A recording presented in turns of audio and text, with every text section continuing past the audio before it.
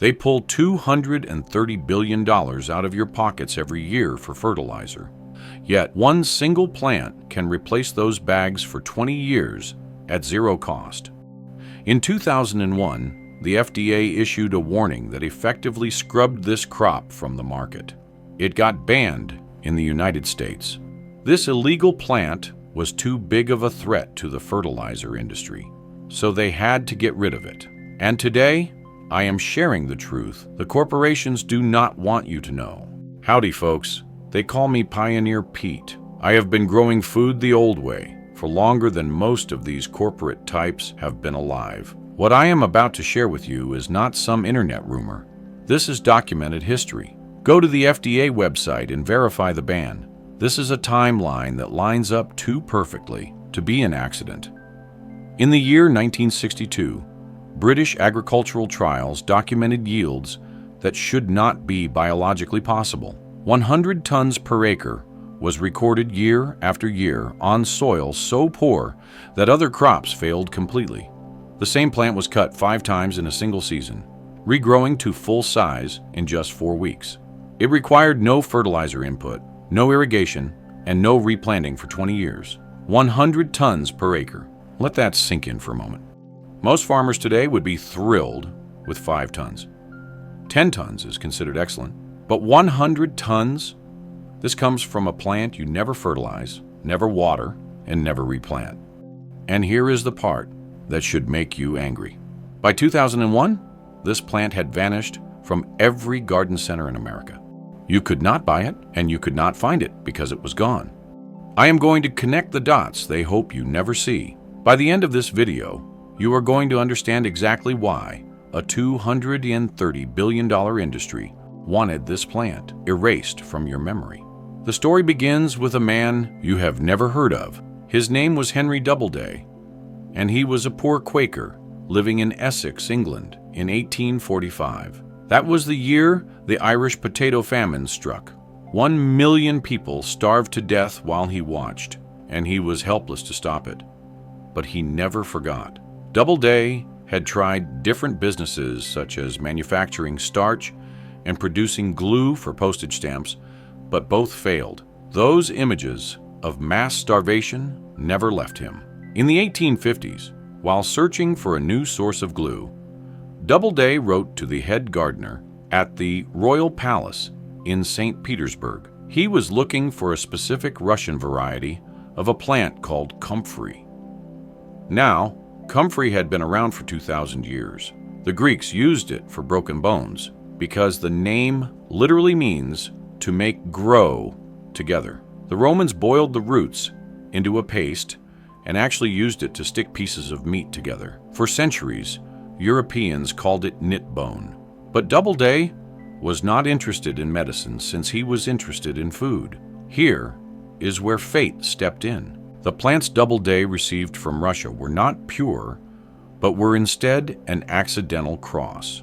They were an F1 hybrid exhibiting genetic vigor that neither parent possessed. Doubleday had stumbled onto something unprecedented. The hybrid plants produced yields no one had seen before, specifically 100 tons per acre. Doubleday abandoned the glue business immediately. This plant could prevent future starvation. He spent the next 30 years meticulously researching Comfrey's potential as a food and forage crop. He died at 92 years old. While still poor and still devoted to the plant he believed could feed a hungry world. And then tragedy struck. His family burned all his notes.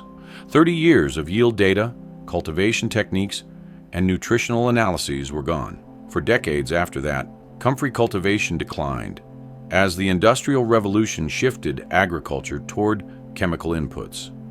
But in 1948, a young horticulturist named Lawrence Hills discovered Doubleday's forgotten story. Hills gathered Comfrey strains from across Britain and grew 21 varieties side by side.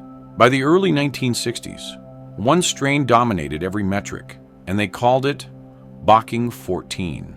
It was sterile, which meant it produced no invasive seeds. It resisted disease, and it delivered the highest nutrient content of any Comfrey tested. Now, here is the part that the fertilizer industry could not comprehend. Lawrence Hills refused to patent Bocking 14. Instead, he mailed root cuttings for free to anyone who requested them. By the time he retired, Bocking 14 was growing on 6 continents.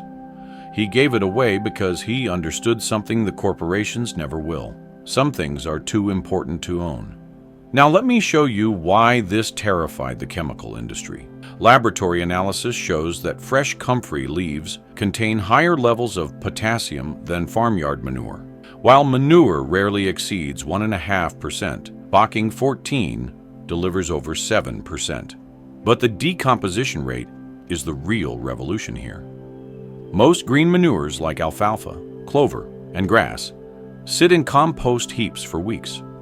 But Comfrey's low fiber content means microbes devour the leaves in 48 hours.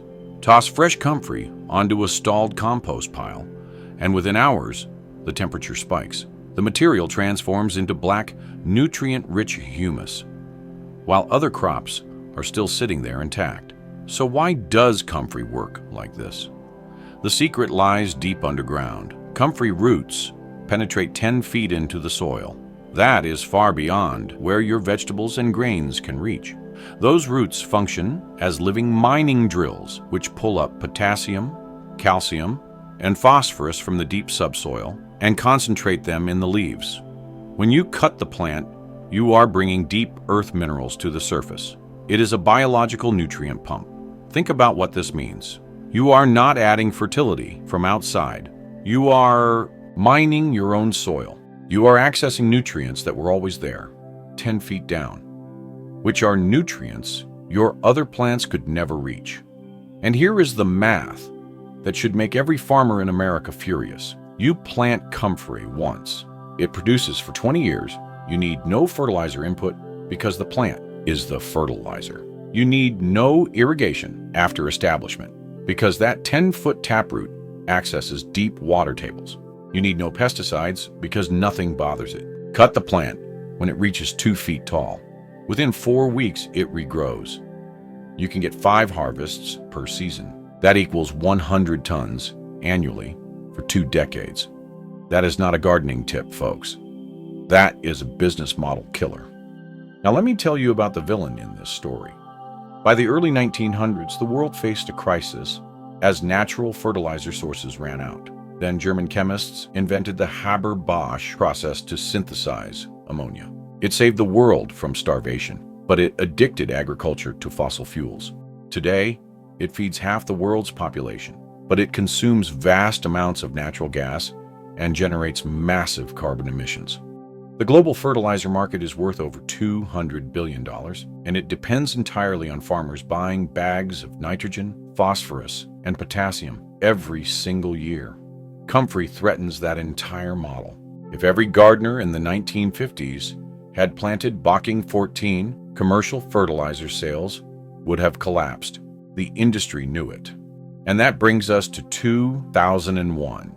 On July 6th, the American Food and Drug Administration, FDA for short, issued a warning. Manufacturers were advised to remove comfrey dietary supplements from the market. The reason was sound, because comfrey roots contain pyrrolizidine alkaloids, which can cause liver damage if ingested in large quantities over long periods.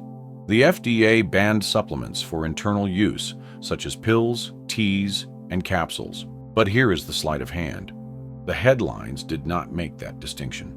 Garden centers saw the word toxic and stopped stocking comfrey entirely. The public heard liver damage and assumed the plant was dangerous to touch or grow. No one explained that using comfrey as fertilizer poses zero risk to humans. No one explained that soil microbes break down those alkaloids rapidly. The result was surgical. Comfrey vanished from mainstream gardening within 5 years. The plant that Lawrence Hills spent 40 years promoting was erased. The timing is worth noting because in 2001, natural gas prices were rising, and the fertilizer industry was consolidating into massive conglomerates.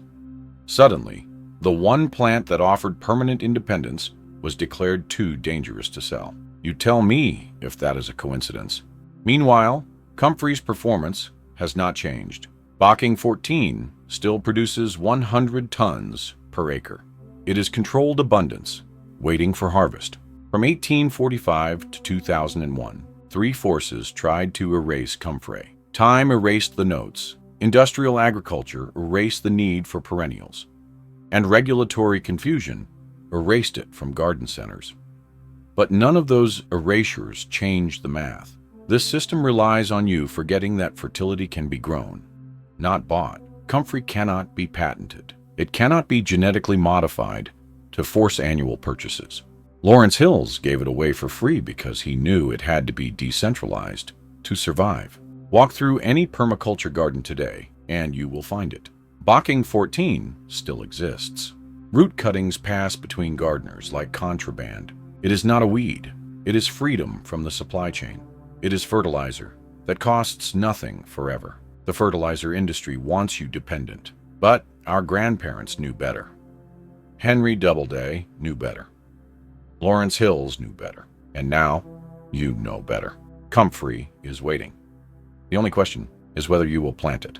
If you are tired of being dependent on corporations that profit from your ignorance, subscribe to Pioneer Pete. Share this video. Leave a comment. Every interaction with this video preserves the knowledge they tried to erase. I will see you in the next one. Stay independent.